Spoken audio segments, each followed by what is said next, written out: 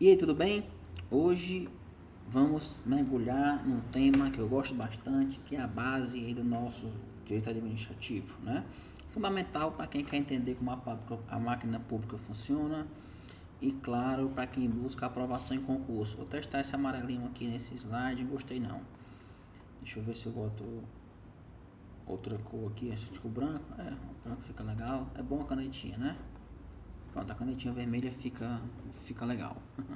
Vamos para frente, tá? Enfim, princípios do direito administrativo. Os princípios não são meros adornos, né? São o alicerce, são a espinha dorsal que sustenta toda a atuação da administração pública. Sem compreender os princípios, você não consegue entender as regras, as exceções, nem a lógica por trás das decisões administrativas.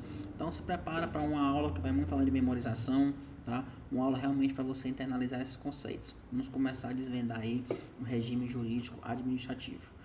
Vou deixar aqui meu Instagram para você, @advfelipemedeiros, né? advfelipemedeiros. Lá a gente pode bater papo, pode conversar. Você também tem aqui os comentários do vídeo. Se você quiser, pode deixar, com certeza eu vou adorar, tá? Gostei desse design aqui meio futurista, né? Meio azulzinho assim, meio legal, ficou diferente, né? Vou agradecer. Enfim, para começar, é crucial que a gente entenda a diferença entre princípios e regras, tá? Muitos alunos confundem, mas essa distinção é chave para resolver questões complexas. As regras são comandos binários, tá? É 0 ou 1. Ou você cumpre ou você não cumpre. Elas têm uma hipótese e têm uma consequência bem definidas, sem margem para muita interpretação. Por exemplo, completar 75 anos é uma regra que leva à aposentadoria compulsória. Morreu, não tem para onde correr, tá? Já os princípios são diferentes. Eles têm um alto grau de indeterminação, têm um alto grau de generalidade e servem para dar unidade e harmonia em todo o nosso ordenamento jurídico.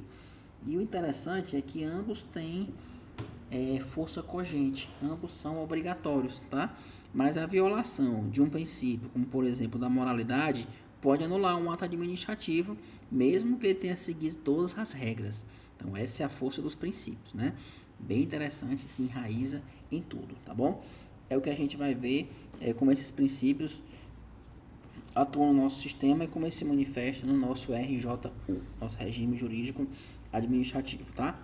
E vindo aqui para a tela, para fixar um pouco mais o conhecimento, princípios versus regras, entenda a diferença.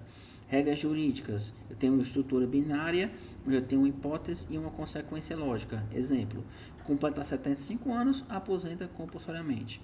Os princípios, eu tenho um alto grau de determinação, um alto grau de generalidade, e eles dão harmonia e unidade ao ordenamento jurídico. Observação, ambos são obrigatórios. Se você violar um princípio, você pode resultar na nulidade de um ato, mesmo que ele atenda a todas as regras. Perfeito. E agora, continuando nossa jornada, precisamos entender no mundo do direito administrativo o que é o regime jurídico administrativo, tá? Em palavras bem simples, é o conjunto de características que colocam a administração pública em uma posição de superioridade em relação ao particular. E essa superioridade se manifesta nas prerrogativas, que são os privilégios que a administração tem para garantir a supremacia do interesse público. Pensa, por exemplo, no poder de desapropriar um imóvel, né? Ao mesmo tempo que a administração pública tem essas prerrogativas, ela também está sujeita a restrições, a sujeições, que servem para proteger, servem para limitar, servem para proteger os direitos do cidadão, né? Garantindo a indisponibilidade do interesse público. Então, um exemplo prático disso é a desapropriação, ou seja, a administração pode desapropriar, mas tem que pagar uma indenização justa, prévia e em dinheiro. Então, o regime jurídico administrativo nada mais é do que esse equilíbrio delicado entre o poder do Estado e os seus limites de atuação, tá? Então, vamos lá para a tela. O que é o regime jurídico administrativo? É o conjunto de traços, de conotações que tipificam o direito administrativo, colocando a administração pública na posição de superioridade perante o particular. Para isso, a administração pública tem prerrogativas, que são privilégios da administração para garantir a supremacia, ao mesmo tempo que tem sujeições, que são restrições à administração para proteger os cidadãos, tá? Tudo isso culmina no nosso regime jurídico, que é o equilíbrio entre o poder do Estado e os limites da sua atuação. Perfeito. Exemplo prático: a administração pode apropriar um imóvel, ou seja, sob prerrogativa, mas deve pagar a indenização prévia, justa e em dinheiro, ou seja, a sua sujeição. Maravilha, né? E como esses princípios se apresentam no nosso ordenamento jurídico, é o que a gente vai ver agora, que a gente vai ver a seguir, tá? Agora que a gente já entendeu a importância dos princípios e o que é o regime jurídico administrativo, a gente tem que classificar. A gente tem uma primeira classificação, são os princípios expressos e os princípios implícitos, tá? Os princípios expressos são aqueles que estão escritos textualmente na Constituição Federal ou em leis. E o mais famoso, que todo concurseiro, todo estudante, eu vi até na faculdade isso, conhece, é o LIMP, né? Que está no artigo 37 no caput da nossa Constituição. Já os princípios implícitos não estão escritos de forma explícita, mas decorrem do sistema constitucional como um todo, decorrem da jurisprudência, decorrem das leis infraconstitucionais. Então, por exemplo, a razoabilidade, a proporcionalidade, a supremacia do interesse público, né? E um ponto principal, uma dica importante que você tem que ter nessa classificação de expressos e implícitos, eu ia dizer impressos, é que não existe uma hierarquia entre esses princípios, tá? Todos eles têm a mesma força jurídica, todos eles têm a mesma importância. Isso é uma pegadinha muito comum em concursos, beleza? Então, vamos aqui para a tela. Princípios expressos estão escritos textualmente na Constituição Federal ou em leis. Principal base, artigo 37, caput da CF 88. É o famoso mnemônico LIMP, né? Legalidade, impessoalidade, moralidade, publicidade e eficiência. Princípios implícitos não estão escritos expressamente no texto constitucional. Decorrem do sistema como um todo, da jurisprudência ou de leis infraconstitucionais. Exemplo: razoabilidade, proporcionalidade, supremacia de interesse público, né?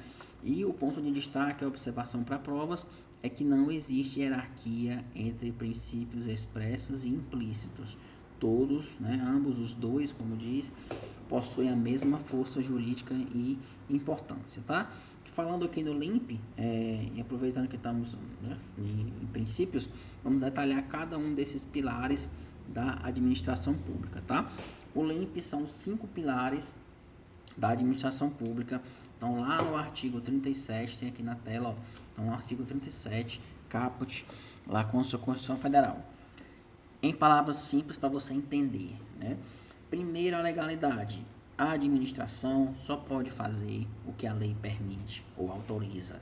Eu não tenho espaço aqui para a vontade pessoal do administrador, tá? Impessoalidade. A atuação deve ser sem favoritismos ou sem perseguições, sempre focada no interesse público. Estou te falando palavras-chave, cada um livro, cada princípio desse aqui dá um livro, né? Inclusive eu tenho um livro de algum deles aqui. Mas estou te falando palavras-chave, que é o que vai te fazer entender o conceito e acertar as questões do teu concurso. Você partindo disso aqui, o que tiver lá você consegue acertar, tá? Moralidade. Exige uma atuação ética, honesta, de boa fé, indo além da legalidade de forma estrita. Quarto, publicidade. Todos os atos devem ser públicos para permitir o controle social. E por fim, a eficiência, que é a busca pelos melhores resultados com o menor custo possível, tá? Ponto importante se lembrar: esses princípios se aplicam a toda a administração pública, direta e indireta, a todos os poderes, a todas as esferas de governo. Dominar o LIMP é dominar a essência do direito administrativo. A gente vai ver um pouquinho mais aprofundado, tá? Mas vamos aqui para a tela. LIMP, os 5 pilares da administração. Legalidade, a administração só pode fazer o que a lei permite ou autoriza. Impessoalidade é atuar sem favoritismos ou perseguições, com foco no interesse público. Moralidade, atuação ética, honesta e boa fé, além da legalidade. Show. Publicidade, transparência dos atos para permitir o controle social. e eficiência, a busca pelos melhores resultados com o menor custo possível.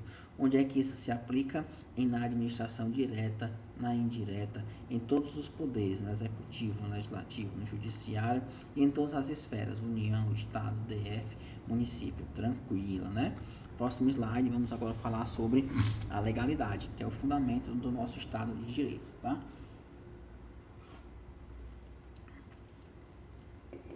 Aqui a gente começa pelo mais fundamental.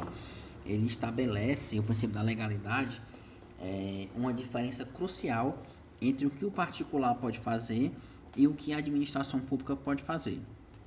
Para nós, pessoas comuns, cidadãos comuns, né, a regra é bem clara.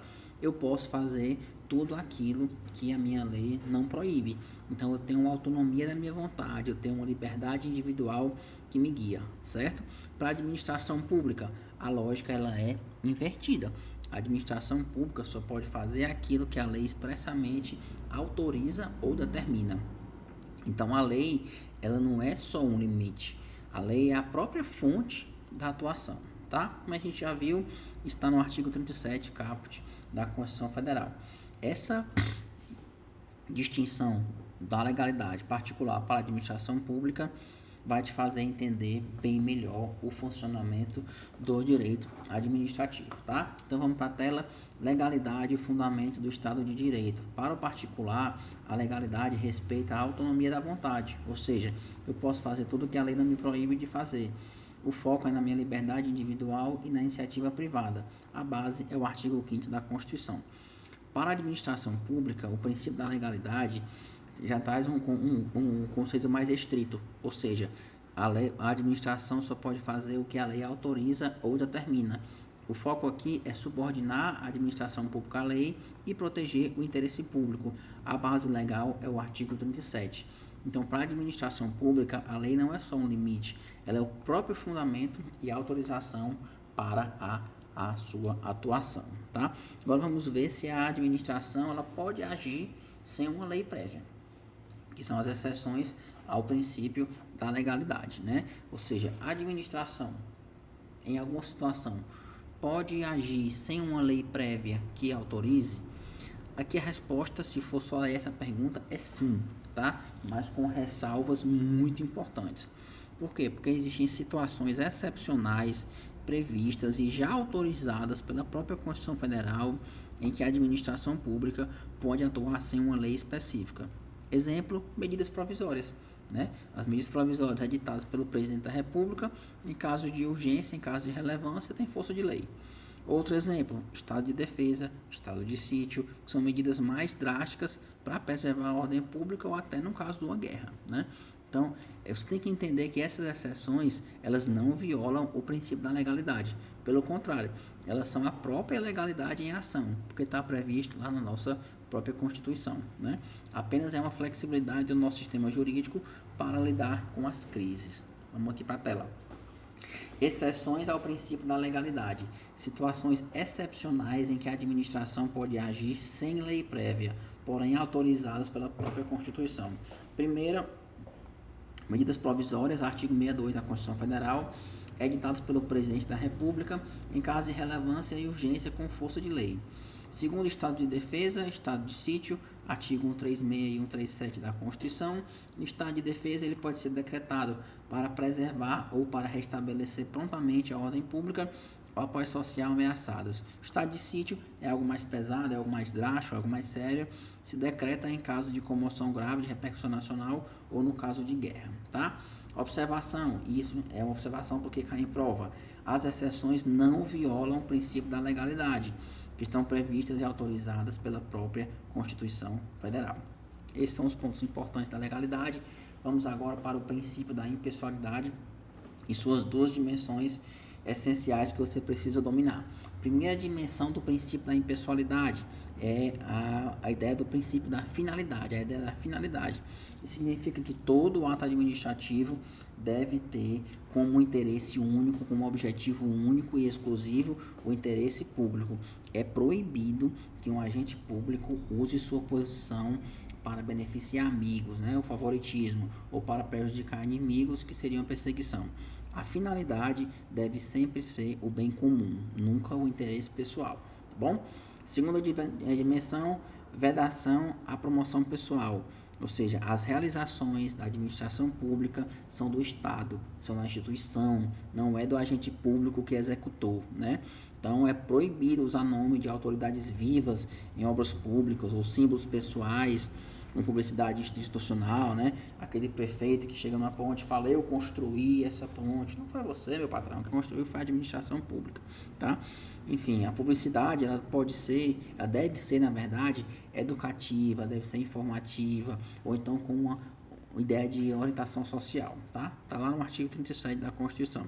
Então, essa é a forma de garantir que o foco esteja no serviço público e não na vaidade de quem o executa. Não sei se você já reparou que os outdoors, né? Parabéns, meu prefeito, parabéns, meu vereador.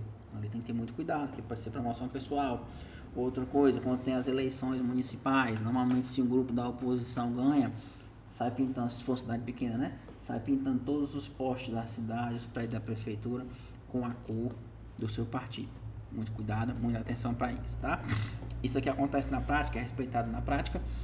Você que me disse, mas vamos para a teoria. Impessoalidade, as duas dimensões. Princípio da finalidade.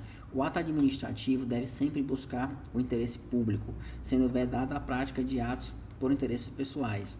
Ou seja, a finalidade é sempre o bem comum.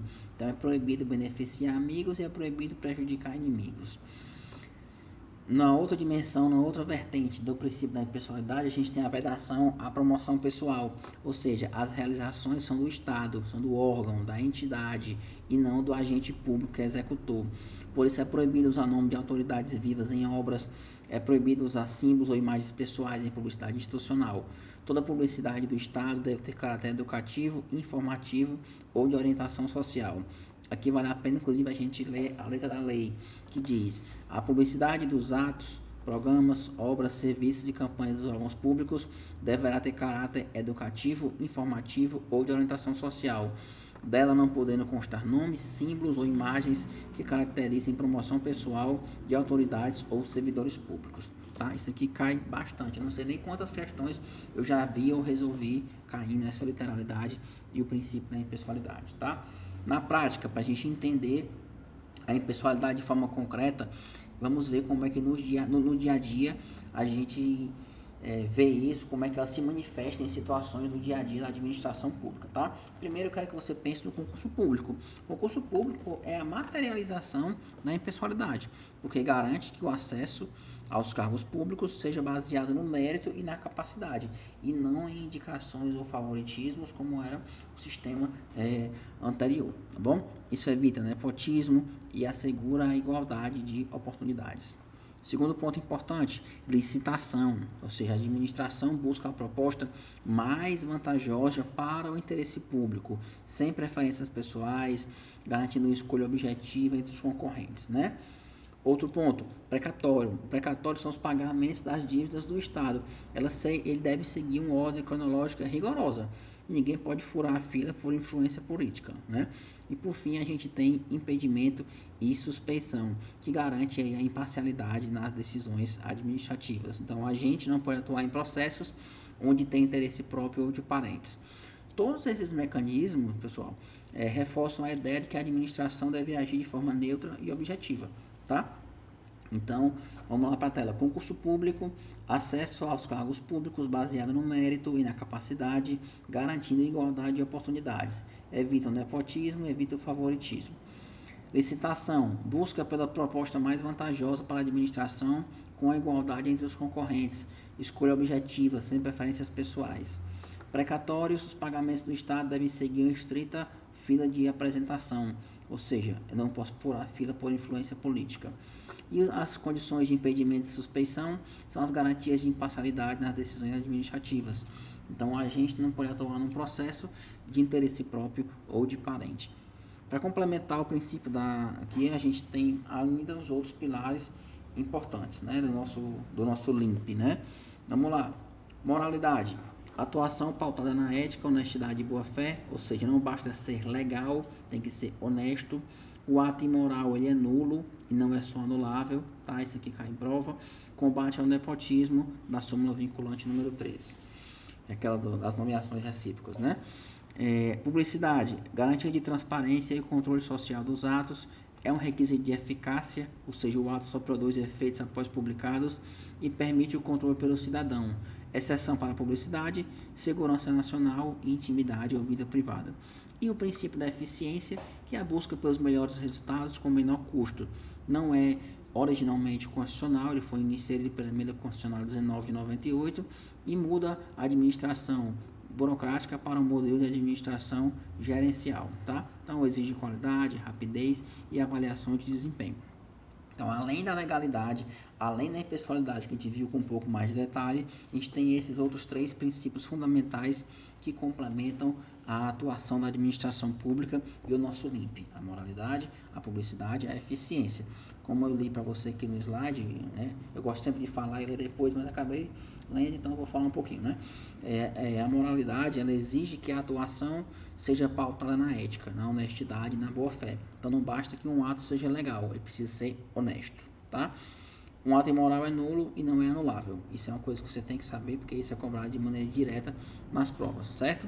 Publicidade. Publicidade garante a transparência, garante o controle social dos atos administrativos. É um requisito de eficácia, não é um requisito de validade, ou seja, estamos falando de produção de efeitos depois de publicado, né? E isso permite que os cidadãos fiscalizem, tá? Existem exceções? Claro que existem exceções ao princípio da publicidade. Segurança nacional, intimidade, vida privada. Se você entrar, por exemplo, com um processo em direito de família, normalmente vai ser um processo em segredo de justiça, porque isso não vai ser público, porque envolve a vida privada ou intimidade. Às vezes um processo comum, indenização por danos morais contra vivo, sei lá. E aí, se eu colocar lá dentro meu extrato bancário, eu posso colocar aquilo como sigiloso, e aquilo protege minha privacidade e protege a minha intimidade, tá? Por fim, a eficiência, que foi inserida pela Emenda Constitucional 19, 98, busca os melhores resultados com o menor custo, né? Ou seja, foca na qualidade, na rapidez. É obrigatório a gente ter avaliações de desempenho. Então, impulsiona um modelo de administração gerencial. A gente sai de uma administração patrimonialista, entra na burocrática, da burocrática a gente sai e entra no modelo gerencial, tá? Então, todos esses princípios trabalham juntos para garantir uma gestão pública justa e eficaz. Supremacia do interesse público. Aqui a gente tem um pilar do direito administrativo, mesmo sendo um princípio implícito, né? Bem legal. O que esse princípio nos lembra? Lembra que o interesse da coletividade sempre deve prevalecer sobre o interesse particular. Então, pensa no poder de polícia, né, que restringe direitos individuais para proteger a todos. Por exemplo, eu vou interditar um restaurante insalubre. Eu vou, né, restringir direitos individuais para proteger todo mundo. Ou a desapropriação.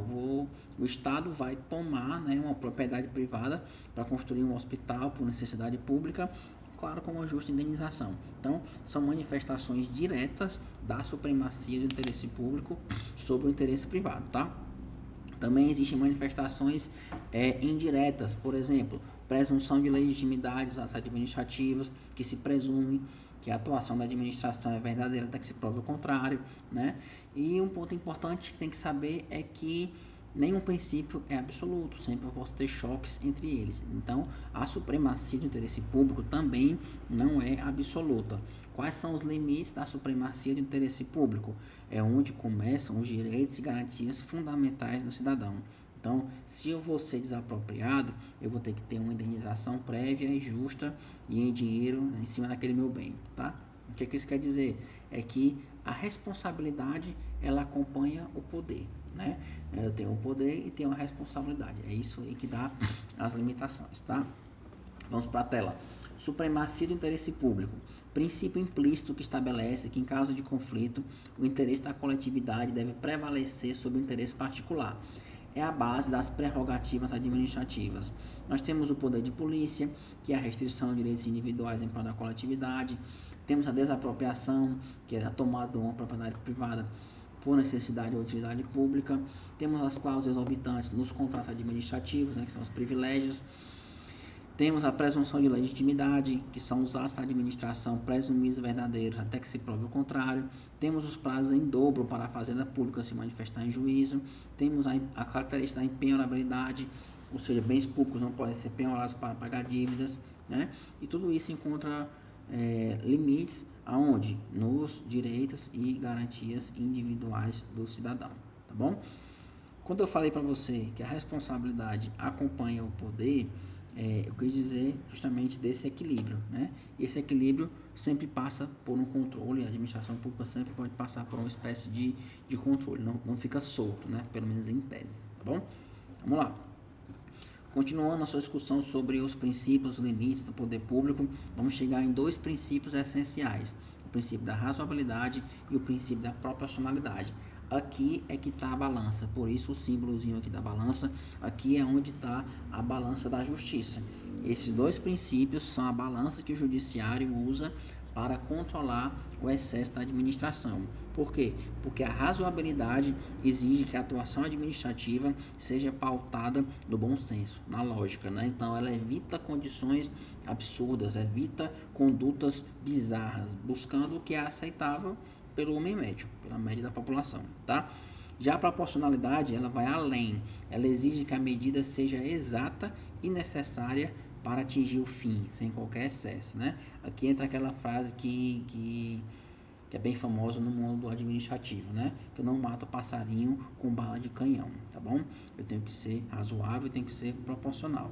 Essa frase se aplica mais ao princípio da proporcionalidade, né?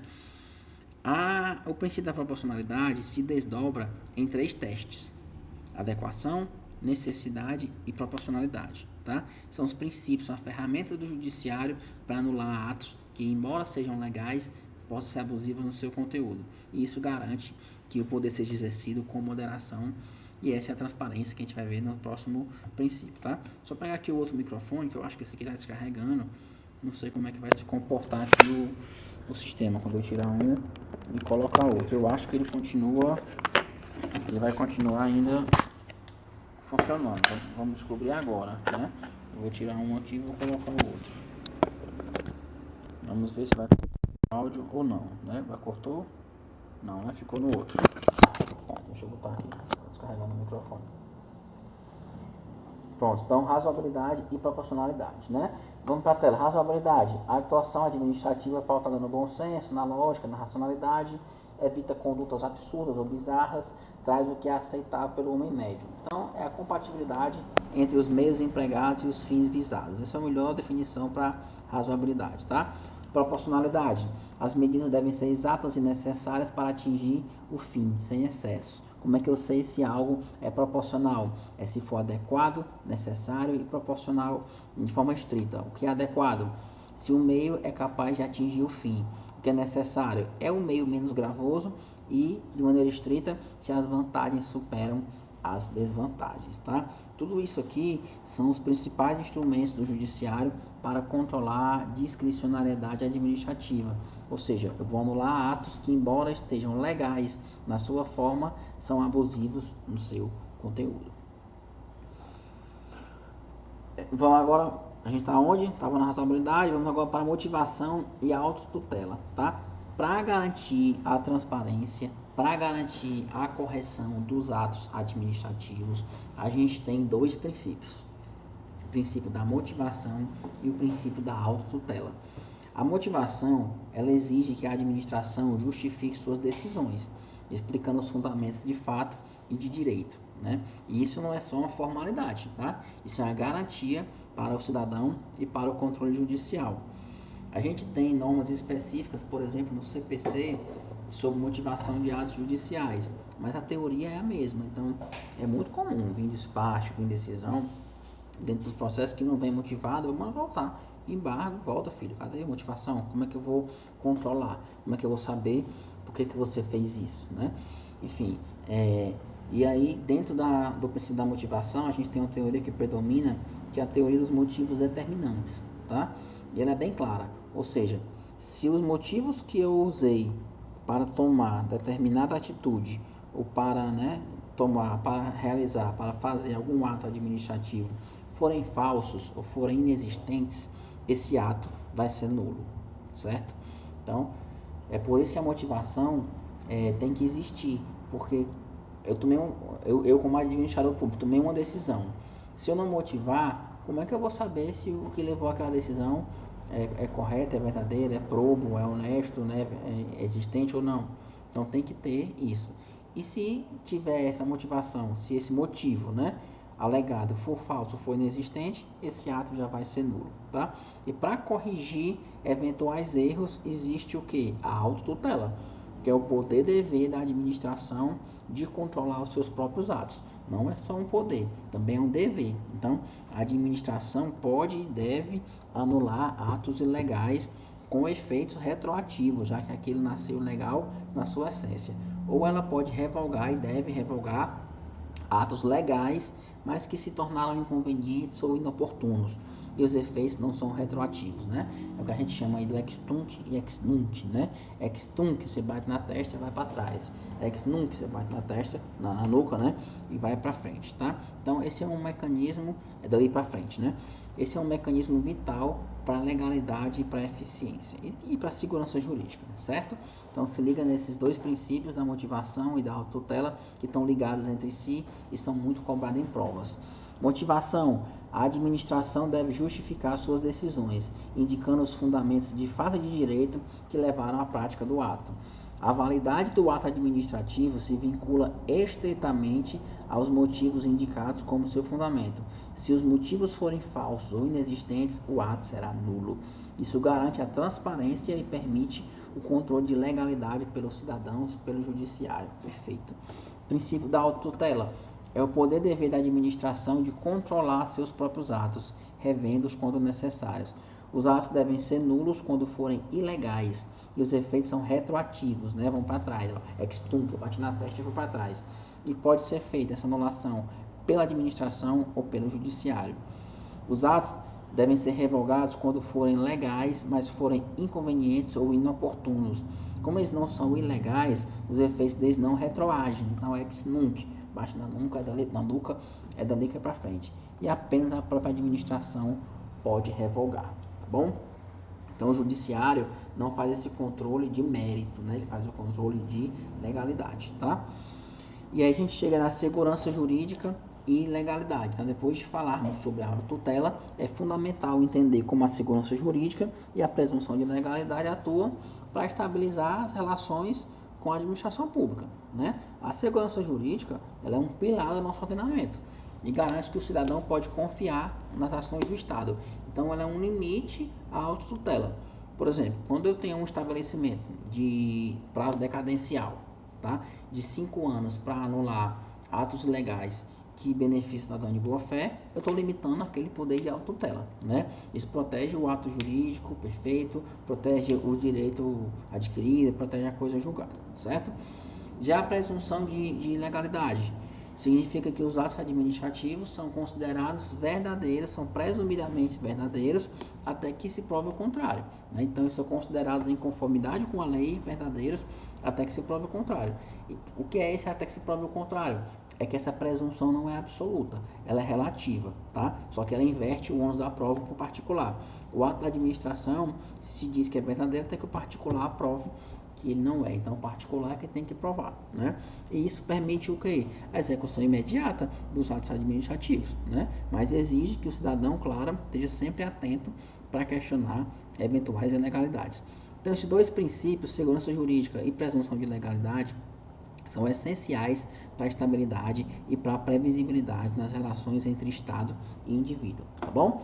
Para a tela, segurança jurídica garante a estabilidade das relações jurídicas e a proteção da confiança legítima dos administrados.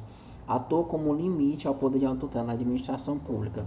Um exemplo é o prazo decadencial de 5 anos para anular atos ilegais que beneficiem a pessoa de boa fé.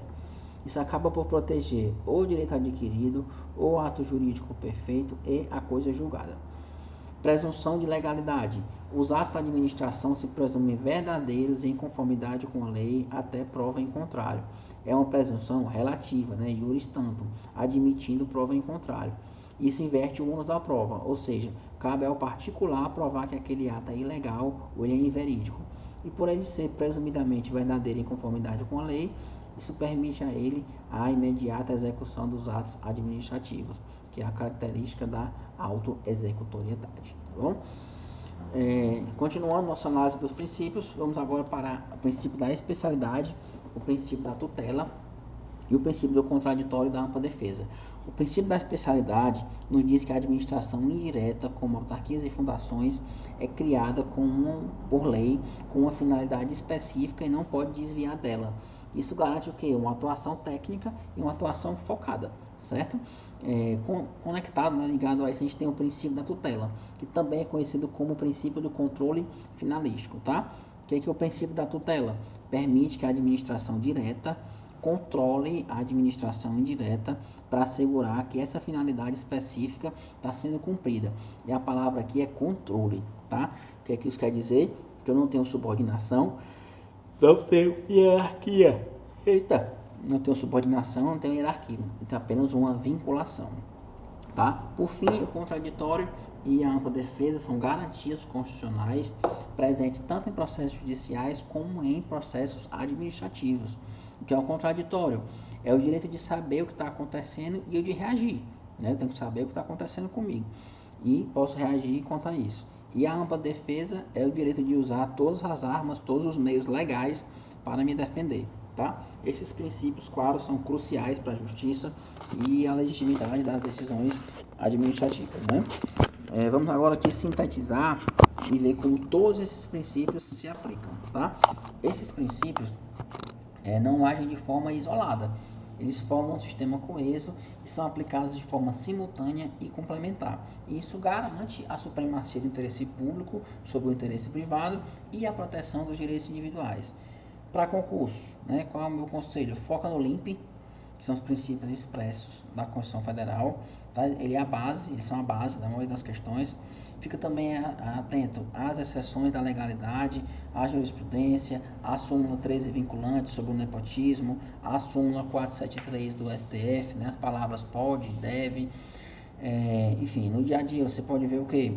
Você pode olhar a razoabilidade, a proporcionalidade, contra abuso de poder. A gente tem transparência através da publicidade, da motivação para fazer um controle social, para ter segurança jurídica, protegendo o cidadão de mudanças abruptas, né? Então, domine esses princípios, que isso vai ser essencial para você, inclusive na sua atuação depois como profissional do direito, tá? Esses são a espinha dorsal da administração pública e da defesa dos direitos dos administrados, tá? Espero que essa aula tenha sido esclarecedora, que você possa aplicar esses conhecimentos. Não deixe de resolver questões, bons estudos, qualquer coisa é só me chamar.